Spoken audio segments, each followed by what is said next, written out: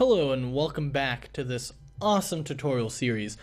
When we left off, we showed how the public variables looked and how our scene looks. So that said, let's get started into actually adding some player movement. And so you're new to code, and you might say that seems pretty difficult. How do we do that? And that's the cool thing about Unity.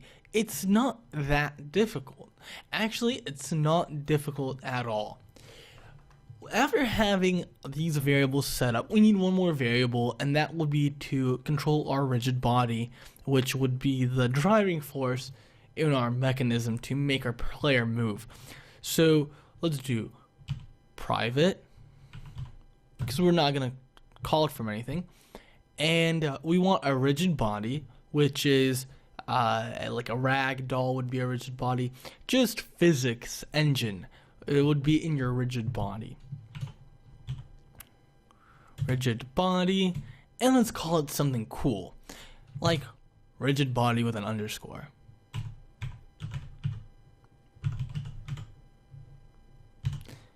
And if you don't add the underscore, you have to be careful to not override mono behaviors. So if you create a function, for example, this is called start. This is always called to initialize for the initialization of the project in the beginning, so on, which is great. However, you might not want that. If you call a start function, you're always going to get that. So you'd want to do this, and then you'd have to reference it to that. But we want a start function. We want to assign variables in our start function. In fact, we want to assign these two variables. How do we do that? Now, we don't want it, since they're private, we can't drag and drop them. We do this. We write the variable. So let's start with player transform equals, and now we're going to get component of the current object the script is on. So how do we get a component? Well, I have a suggestion. We write get component, and there it is.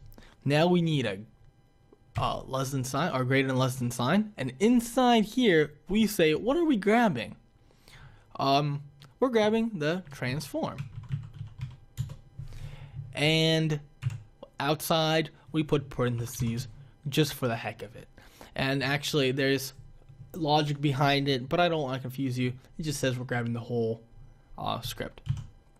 Now, this isn't the best way to do it, but you can also do shorthand, which would be, and you don't have to copy me because I'm gonna erase this really quickly, but you can do player transform equals game object dot transform. It would do the same thing. However, we're going to do this method with the rigid body, and that's how you get components. And that's, I think, what I want to, that's what I want to teach you. And I think that would be the best way to just not confuse you with any other methods of getting components except this one. So rigid body equals get component rigid body. And we add the parentheses to say we're getting something, right? And that's all you need to know for that part. We're not passing any variables in here, so that's why they're empty. But again, too advanced. So after that's done, we're gonna do a couple of things. We're gonna first actually save, so Control S. We're gonna go into Unity, and we need to actually add a rigid body.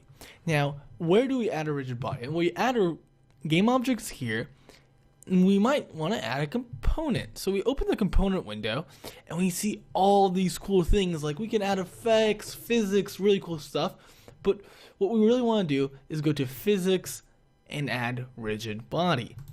After that being added, we see that we have youth gravity, kinematics, and so on, which we don't care about. We're gonna turn using gravity off.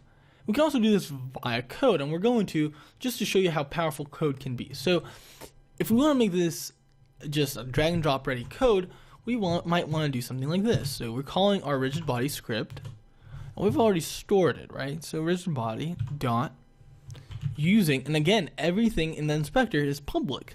So we can go using gravity. Since I saw it in the inspector, I know it's public, and we can just pass false, like so.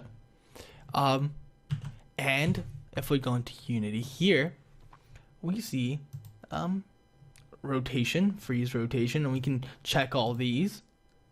Or, better yet, we go to our code, and we go rigid body dot freeze rotation.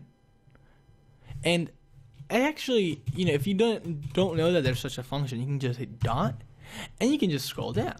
And here, you have a little tooltip. Controls whether physics will change the rotation of the object. And no, it will not. So freeze rotation equals true. After that being set up, we're ready to code. Now we have update is called once per frame. And you might say, well, we can just put the code in here. And yes, we can. We can code our whole physics engine in the update. However, our update is doesn't use the correct frame rate. There's going to be latency, so on. It won't really be true physics unless we do fixed update. So we're going to put fixed right here. Fixed. And what this is the fixed frame rate call. So no matter what your latency and frame rate is, your fixed update is always going to be the same. So now here we will start coding, and we're going to start by turning around our object. Something really interesting, right? So how do we do that? Well, we have our transform, so we're going to do player transform dot rotate, because that's what we want to do, right? We want to rotate. And it's going to ask us to pass Euler angles. And you're like, what is a Euler? What are Euler, sorry. And an Euler is this guy, and he created if and then statements. You don't really care. What you care about is the angles, and it's X, Y, and Z. Vector 3 is X, Y, and Z. And that's all that matters. So the rotation. So we're not rotating on the X because that will be up and down to us, relative to us. We're rotating on the Y. So let's leave that empty, and we're not rotating on the Z. And inside the Y, how are we going to rotate it?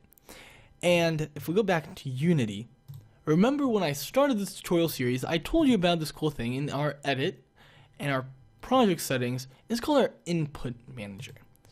And here you don't have to edit anything. We're going to use the basics like I typically do. And we're going to open the horizontal. Now, it's called horizontal, negative button left and right, and it has the inputs for the game. So let's say we want to use arrow keys, horizontal would understand that our left and right arrow key is horizontal, but also A and D is horizontal. And the latency and the sensitivity for the Xbox controller. So using this would assure us that we could use this on any platform. And that's what we're going to do. We're going to go back to our code here now. And we're going to type in input, since it is player input, dot, and you want to say get button, but since we're just getting from positive infinity to negative infinity, that's how I like to think about it, but it's actually axes. We're going from the horizontal axes. So no matter what button, no matter what object, we're just getting the axes. So get axes. And what is it called? Well, I told you it's called horizontal. And spelling is just of crazy importance. Without it, we might not get the right axes. So that's that. Now let's make it spin. And let's add a semicolon here. Hit save, Control S, go into Unity, and we hit play. Oops. horizontal is not set up. And I misspelled horizontal because I did not capitalize H. Let's capitalize H. Let's save this, go to Unity, hit play. And now, like so, we are gold. We are spinning the cube. And that is it for part 6 of this tutorial series. Join us in part 7 when we start adding movement so we can move the player around the plane or the cube ground thing. Haha.